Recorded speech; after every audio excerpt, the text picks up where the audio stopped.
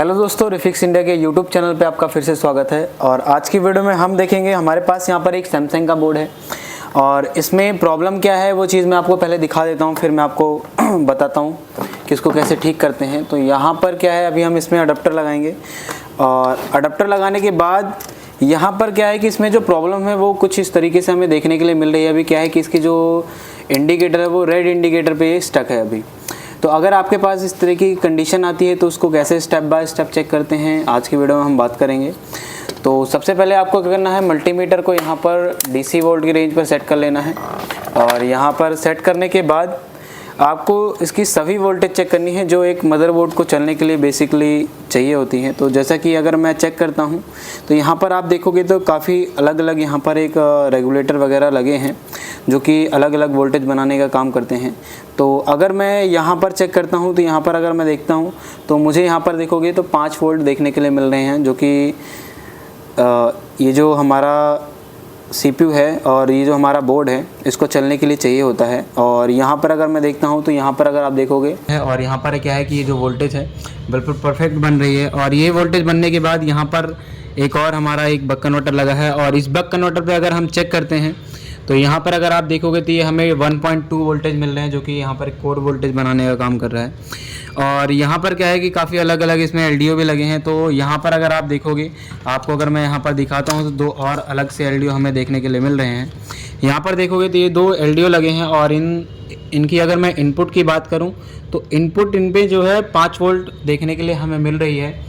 और यहाँ पर जो आउटपुट में है तो आउटपुट में ये दोनों अलग अलग वोल्टेज निकालेंगे। यहाँ पर देखोगे तो ये 3.3 वोल्ट निकाल रहा है और अगर यहाँ पर ये देखोगे तो इसकी भी इनपुट यहाँ पर 5 वोल्ट है।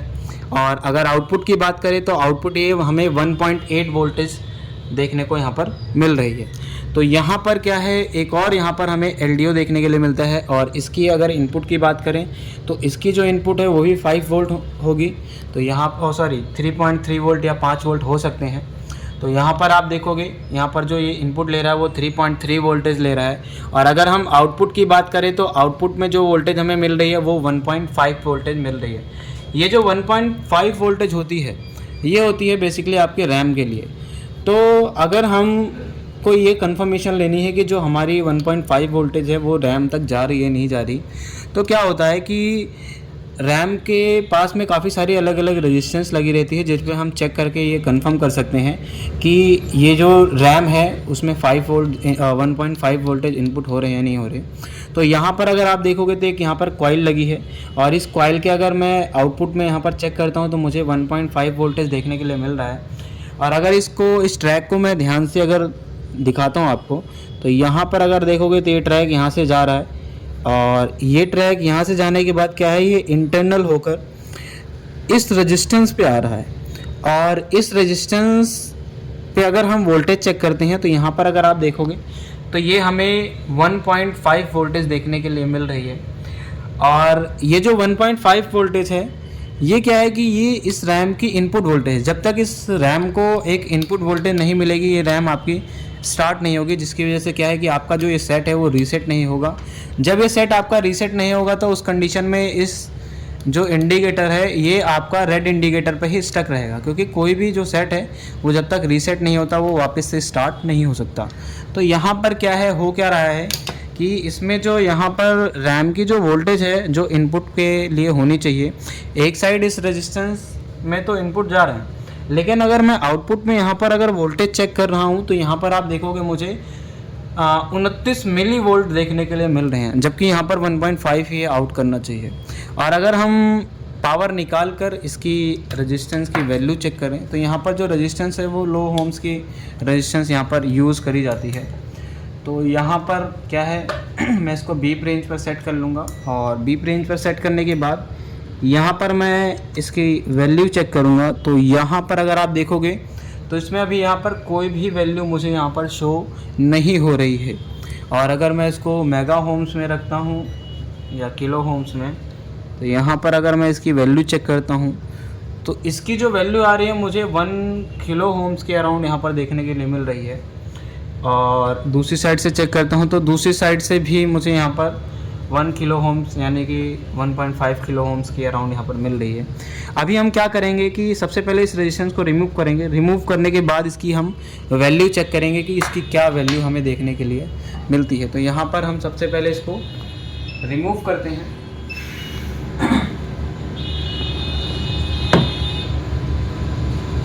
तो जब भी आप काम करो तो काम बिल्कुल आप कॉन्सेंट्रेट होकर करना है, क्योंकि कई बार क्या होता है कि जब आप काम कर रहे होते तो अगर रैम के पास आप काम कर रहे हो तो बिल्कुल ही कॉन्सेंट्रेट होना चाहिए, क्योंकि अगर आप यहाँ पर हीट मार रहे हो और रैम मेल्ट है और वो बाई चांस आपसे गलती से हिल जाती है तो क्या होता है, इसकी बॉलें होती है और बॉलें अगर शॉर्ट हो गई तो ये आईसी बर्न होने के कंडीशन ज़्यादा होते हैं। तो उस कंडीशन में क्या है कि आपका जो ये बोर्ड है वो ऑन नहीं होगा। तो यहाँ पर हम इसको रिमूव करते हैं। अगर आपको भी LED LCD repair training course करना है तो आप नीचे दिए गए कॉन्टैक्ट नंबर पे कांटेक्ट कर सकते हो, जिसमें कि आपको यहाँ पर फुल डे प्रैक्टिकल ट्रेनिंग कराई जाती है। और जब भी आप काम करो तो आपको यहाँ पर पेस्ट का यूज़ ज़रूर करना है, क्योंकि आप अगर ऐसे ही काम करते हो तो कई बार हमारी जो पीसीबी है वो जल जाती है। तो यहाँ पर थोड़ा सा इसको मेल्ट होने देंगे, क्योंकि कंपोनेंट को कभी भी आपको खींचना नहीं है। तो यहाँ पर क्या है, इसको अभी हमने यहाँ पर रिमूव कर लिया, वन साइड रिमूव कर लिया है। अब वन साइड रिमूव करने के बाद क्या है, अभी हम इसको यहाँ पर थोड़ा सा इसका टेम्परेचर लो होने देंगे, क्योंकि क्या है कई बार जब टेम्परेचर इसका हाई रहता है, जब इसका टेम्परेचर हाई रहेगा तो यहाँ पर क्या है कि ये जो वैल्यू है या आपकी वैल्यू थोड़ी कम रहेगी। तो यहाँ पर अगर मैं अब वैल्यू इसकी चेक करता हूँ तो यहाँ पर अभी आप देखोगे कि हमें 50 किलो ओम्स दिखा रहा है, और इससे पहले अगर हमने जो चेक करा था वो हमें 1 किलो ओम्स की वैल्यू यानी रीडिंग दे रहा था। यानी कि ये जो रेजिस्टेंस है बेसिकली ये हमारा ओपन कंडीशन में है। तो यहाँ पर क्या है, अभी हम एक लो ओम्स का रेजिस्टेंस लगाएंगे, और लो ओम्स का रेजिस्टेंस लगाने के बाद हम इसकी कंडीशन फिर हम चेक करते हैं। तो यहाँ पर क्या है कि हमारे पास एक और यहाँ पर एक बोर्ड है, सेम बोर्ड है। तो इसमें क्या है, हम एक लो ओम्स का रेजिस्टेंस पहले फाइंड आउट कर लेंगे। तो लो ओम्स का रेजिस्टेंस क्या है ढूंढने के लिए थोड़ा सा यहाँ पर हम देख लेते हैं। तो ये भी काफ़ी हाई ओम्स का है। तो पहले हम इसको बजर रेंज पर सेट कर लेंगे और यहाँ पर देखते हैं। तो इसको थोड़ा सा हम बढ़ाते हैं वैल्यू को, और अगर यहाँ पर देखोगे तो मुझे एक यहाँ पर रेजिस्टेंस मिल रही है, जो कि मुझे यहाँ पर 1 किलो ओम्स की रेजिस्टेंस मिल रही है। और इस रेजिस्टेंस को मैं क्या करूँगा, यहाँ पर मैं इसको यूज़ कर सकता हूँ। तो मैं यहाँ पर इसको पहले जो रेजिस्टेंस है उसको पहले मैं रिमूव कर लूँगा, क्योंकि रिमूव करना ज़रूरी है रेजिस्टेंस। तो यहाँ पर इसको थोड़ा सा हम हीट होने देंगे।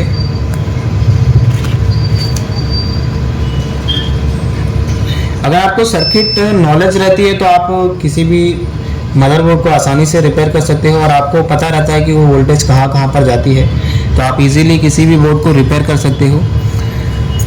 क्योंकि आपको अगर सर्किट नॉलेज नहीं रहती तो आप किसी भी बोर्ड को रिपेयर नहीं कर सकते, क्योंकि क्या है कि अब जो सर्किट चल रहे हैं वो बिल्कुल ही माइक्रो लेवल पे हो गए हैं।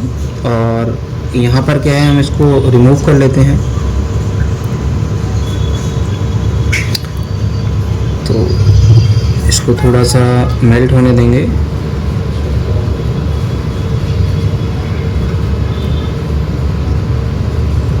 थोड़ा सा इसमें पेस्ट लगा लेते हैं।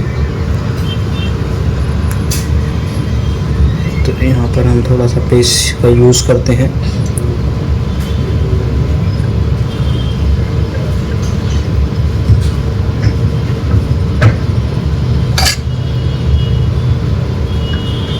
तो यहाँ पर ये रेजिस्टेंस हमारी बिल्कुल परफेक्ट तरीके से निकल गई है, और इसको हम लगा देंगे।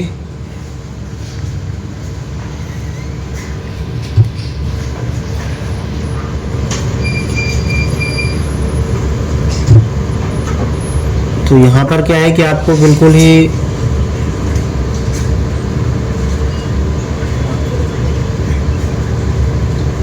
सही से काम करना है, क्योंकि अगर थोड़ी सी मिस्टेक होती है तो यहाँ पर क्या है कि आपकी जो रैम है वो ख़राब हो सकती है, और अगर रैम ख़राब हो गई तो आपका जो सेट है वो ऑन नहीं होगा। तो यहाँ पर क्या है, बिल्कुल परफेक्टली मैं इस रेजिस्टेंस को लगाऊंगा। तो यहाँ पर ये जो रेजिस्टेंस है मेरी वो लग चुकी है।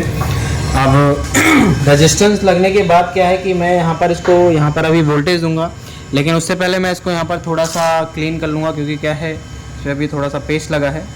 काम करने के बाद क्लीन करना थोड़ा सा ज़रूरी रहता है, क्योंकि कई बार जो पेस्ट या फिर कुछ यहाँ पर आयरन वगैरह जब आप काम करते हो या फिर शोल्डर वगैरह रह जाता है तो कई बार यहाँ पर शॉर्टिंग के चांसेस होते हैं। तो यहाँ पर हमने क्या है इसको बिल्कुल परफेक्ट तरीके से क्लीन कर लिया है, और क्लीन करने के बाद क्या है अभी हम यहाँ पर इस मदरबोर्ड को वोल्टेज देंगे, और वोल्टेज देने के बाद चेक करेंगे कि हमारे जो सेट है उसकी क्या कंडीशन है। तो यहाँ पर हमने क्या करा, इसको वोल्टेज दी, और वोल्टेज देने के बाद यहाँ पर अगर आप देखोगे तो ये जो सेट है हमारा ये ब्लिंक कर रहा है, और जब सैमसंग का ये जो इस तरीके की जो ब्लिंकिंग आती है यानी कि ये जो सेट है हमारा ऑन हो चुका है। अब क्या है कि हम इसकी अलग अलग जो वोल्टेज बनती है, तो हम इसकी वोल्टेज अगर चेक करते हैं तो पहले जो हमारी 1.5 वोल्टेज थी वो हमारी मिस हो रही थी रैम के लिए। तो यहाँ पर अगर हम चेक करते हैं तो इसकी इनपुट जो है हमारी 1.5 वोल्टेज है, और अगर हम आउटपुट चेक करते हैं तो आउटपुट में हमें जो वोल्टेज मिल रही है यहाँ पर अगर हम देखते हैं